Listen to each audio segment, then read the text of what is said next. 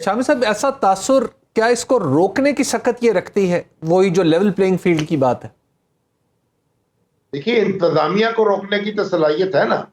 اگر کسی صوبے کے کوئی سرکاری افسر یا مرکز کے کوئی سرکاری افسر ان سے کوئی شکایت پیدا ہوتی ہے یا سرکاری اہلکار سے شکایت پیدا ہوتی ہے تو اس کو تو یہ روک سکتی ہے نا. تو انتظامیہ کو غیر جانبدار رکھنا اور شفاف رکھنا یہ بنیادی ذمہ داری ہے.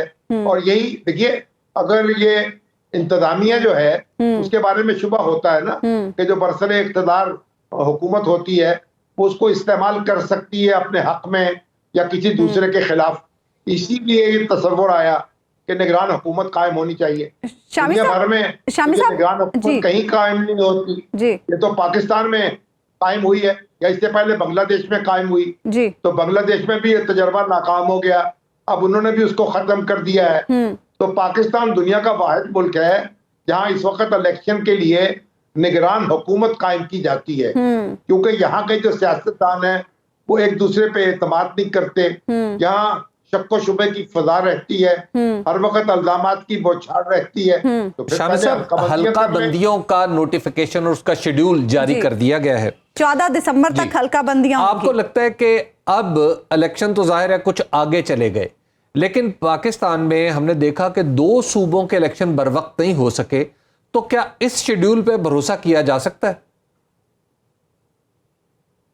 دیکھیے وہ جو الیکشن بر وقت نہیں ہوئے اس میں بھی بڑے کنفیوژن پیدا ہو گیا کہ جب آئین میں ترمیم کر کے نگران حکومتیں قائم کرنے کا تصور پیش کیا گیا تب سوال پیدا ہو گیا کہ دو صوبے جو ہیں اگر وہاں انتخابات اب ہو جائیں گے تو پھر اس کے بعد جب قومی اسمبلی کے انتخابات ہوں گے تو ان صوبوں میں نگران حکومتیں نہیں ہوں گی، وہاں تو پھر ایک سیاسی حکومتیں قائم ہوں گی. تو اس سے یہ ایک جو ابہام پیدا ہوا ہماری دستور میں جو ترامیم کی گئی اس کے نتیجے میں، اور اس ابہام کا فائدہ اٹھایا گیا.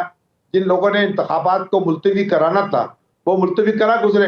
اب یہ پارلیمنٹ جب آئے گی تو اس پر لازم ہے کہ وہ اس ابہام کو دور کرے. جہاں تک اب الیکشن کمیشن نے کہہ دیا ہے کہ حد بندیاں پہلے ہوں گی اور جو کونسل آف کامن انٹرسٹ جو ہے اس کا جو فیصلہ ہے اس کے مطابق یہ مرحلہ پہلے طے کیا جائے گا. تو اس کا مطلب یہ ہے کہ اس کے بعد پھر انتخابات جو ہے منعقد ہوں گے. تو الیکشن کمیشن کو چاہیے کہ جب اس نے حلقہ بندیوں کا شیڈول جاری کر دیا ہے تو پھر الیکشن کی تاریخ بھی دے دے. اس کے بعد کی دے لیکن تاریخ دے دے.